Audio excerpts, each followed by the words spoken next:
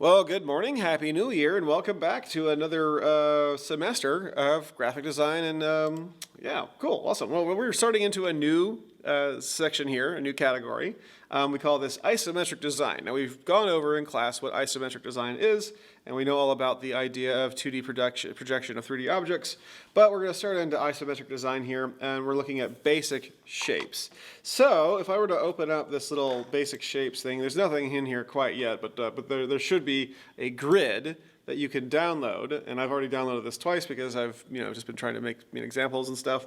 But if you download this and you open it up by clicking it one time, it'll open up this little blue thing here, right? So this right here is your isometric grid. It's a combination of a grid that has been shrunk like vertically just a little bit, and it's been skewed vertically a little bit, like slanted, and then it's been rotated. So that little SSR, method that we may or may not get into because it's not super necessary. So we're using this, and we're going to be freehand drawing, or at least drawing with the pen tool, our isometric designs for now. And we will get into how we do that, with other tools later on. But for now, let's take a look at how we'll do this. So what we're going to start off with is I want us to go to Coolers, and I want us to create a palette. So go to coolers.co, and let's find a palette. And I'm looking for a palette that's going to go from like light to mid-tone to dark within the same hue. So if you were to this is perfect right here, right? So I can do like highlights, mid-tone, and shadows, right? Or I can even start from here. This is perfect, right? So I'm going to export this as an image, and I'm going to call this one isometric palette. I'm going to call it palette 2 because it's the third time I've done this. But say for instance, you had something like this, and you loved the way these Paradise Pink and Candy Pink work together. You love those two, right? If you click these little lock icons, what you can do is you can actually just save those, and then the rest of them will change along with it until you find another pink color that you think you might be able to use. I don't know if I can find one, but you get the idea, right? Oh, wait, okay, well, you get the idea, right? You can move on from there. All right, so I've got my palette. I'm going to drag it and drop it right in, shrink it down a little bit just so I can kind of see it in the background and just sort of boop, boop, boop, boop. Right, cool. All right, so by opening this up, if you go to View, you should see that maybe Snap to Point is checked, maybe Snap to Glyph is too. Just make sure that Snap to Pixel is not checked and that Snap to Grid is also not checked. We want those two to be unchecked. We want Smart Guides to be on. That's going to help us as we go through all these different things. Okay, so basic shapes. We're going to make 3 basic shapes together, and then you are going to make one on your own. So let's start off with our pen tool, and let's draw a simple cube. So fills set to white, stroke is set to black. That's good for now. Let's draw a cube. I'm going to click on the intersection on one of these little grids here, and I'm just going to drag it down 1, 2, 3, 4 points, right? And I'll do the same thing, 1, 2, 3, 4, and then back to the middle there, or back to where we started, and then back up to the top. Okay, so we have this little slide here, Control and semicolon gets rid of the grid, and we can see kind of where we're at. Control semicolon brings the grid back.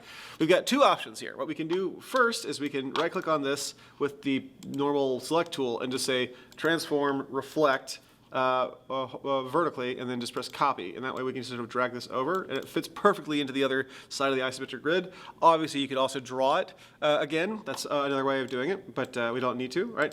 Let's draw the top with our pen tool. Just click once, twice, 3 times, 4 times, and 5 times to finish it up.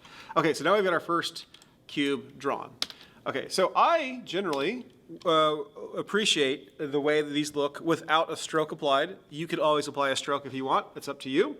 But in this case, I'm going to avoid a stroke. Now, because I have a white piece of paper, white canvas, I'm probably going to start not on this top one here, but maybe one below. If I had like a darker canvas, I could probably start off with this top one. But I'm just going to go down here, and I'm just going to choose 3 random colors. But the brightest color is going to be the top of our shape, the lightest colors. That's where our light's coming from. Our light's coming from the top, and it's casting its way down. And I'm going to have the left side be the darker side. I'll do the midtones here, and then I'll just do the darker side here, like that. Right, so there we go. So now we've got our first sort of shadowed, colored thing. Now, once again, if you want to select everything and bring the stroke back, that's fine too, right? Maybe you could even have the stroke be like this color here, and just copy that. And then if we go over here to stroke for everything, we could just paste that stroke color. And so now we have a different sort of color to our stroke, if you see that, right? And you can even make it thicker if you wanted to. And then you can even like round the caps there, right, around the corners. That's one way of doing it. Again, I appreciate it the way it looks without the stroke, but it's up to you, the way you want to do it. All right, stroke, no stroke. Okay, cool. Let's move on. Let's drag this down, and we're going to see if we can't make this into a isometric circle. So Control semicolon, and I'm just gonna drag this down until it fits right in there. And I should be able to just drag the top and bottom down until they fit right about like the second, this little, like we should have like two triangles sort of on either side, like, you know, kind of extending outwards. And then I'll just drag the middle ones with my direct select tool, and I'll just pull those inwards as well. And so that was gonna give us our isometric circle. What we're gonna do in order to create the sort of shape, the shadows and the highlights here, is we're just going to hold down the Alt key and drag this down. So hold on the Alt key and drag this down. Back this up a little bit here. All right. So hold on the Alt key and drag it down. Hold on the Shift key too to keep it lined up. And then get my rectangle tool, so M on the keyboard, and have it intersecting right in the middle and on the edges here. It should intersect the center on both the rectangles, right? So I'll just combine these together, and then I'll make them into a gradient. So my fill should have a gradient. So go over to your swatches and click on the gradient, and then if you don't see this little window here, when under your fill, just click on gradient options, and then it'll bring up this little window. And then from here, you can sample these colors here. So this will be my shadow side, and this will be my midtone side, right like that. And so now, when I bring this up to the top, hold on the Control key and pressing the little close square bracket. If I get rid of the what do you call it, the grid, you can kind of see this a bit more clear, right? This is the top, and because it's curved, the light wraps around it, and so we use the gradient to make a more diffused difference between those two. Obviously, you could also put the stroke in here as well if you wanted to, right? In the same way we did before, but it's up to you. I'm just going to leave the stroke out for now, and we'll move on to the last shape we'll do together. Okay, so the last shape we'll do together, we're going to draw again. So I'm just going to go down here to my grid, and I'm going to draw a bit bigger square. So I'll draw this square a bit bigger. And I'm going to use my smart guides to kind of tell where I'm going to be placing this. Just following along with the lines of the grid. Everything, all the lines you draw should be aligned with the grid. And in this case, I'm going to line up with this right here. Okay. And then I'm going to draw another square inside of it. So I might even like just put the stroke on for now. All right, so now when I draw inside of it, I should be able to see the stroke. I'm going to go 1, 2 squares down, and then 1, 2 squares inwards. So even though it's a shorter distance, like just if you were to measure it, it still seems like it's the same distance.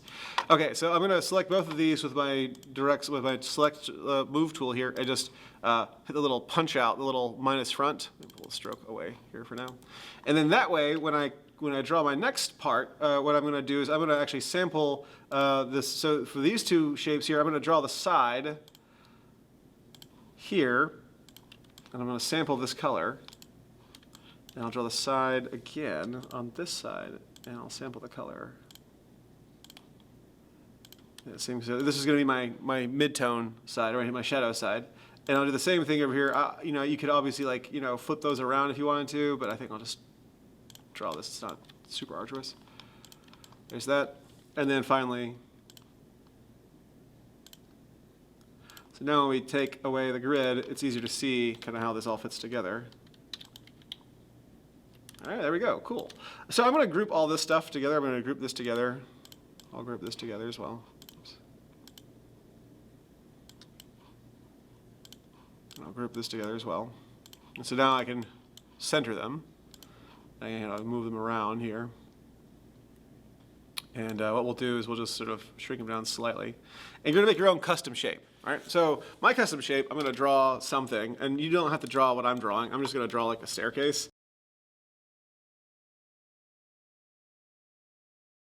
Control A and get rid of the strokes for everything.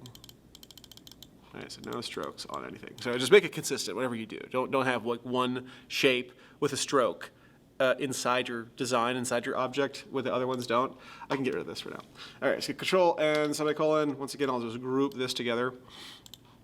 And it's really important that we keep the lighter side, the light source consistent. So like in this case, the darker side is always on the left, the mid-tone side is always on the right, and then like the highlight is always on the top. So that's important on making everything look consistent. Okay, so for these, I'm gonna make sure we're gonna put our name on stuff. So let's put our name on this. The top, let's actually put the title of it. We'll call it Isometric Design 1 Basic Shapes. No, you can't read this. I can't read it either. I'm going to make it bigger. I probably spelled this wrong. Yep. Okay. Basic shapes. And then I'll just put my name on it.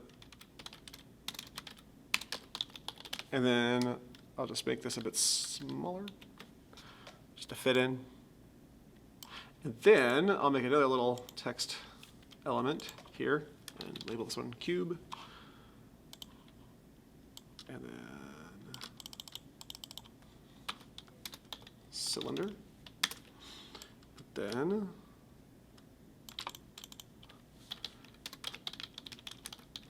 we'll just call this one a punch out. There's really a name for it. And then I'm just going to label this one custom shape. All right, and we'll just align everything to the side and change the font. Change the font to something other than Myriad Pro. So I'm going to change this over to Century Gothic Bold. Okay, cool. And let me just shrink this down slightly.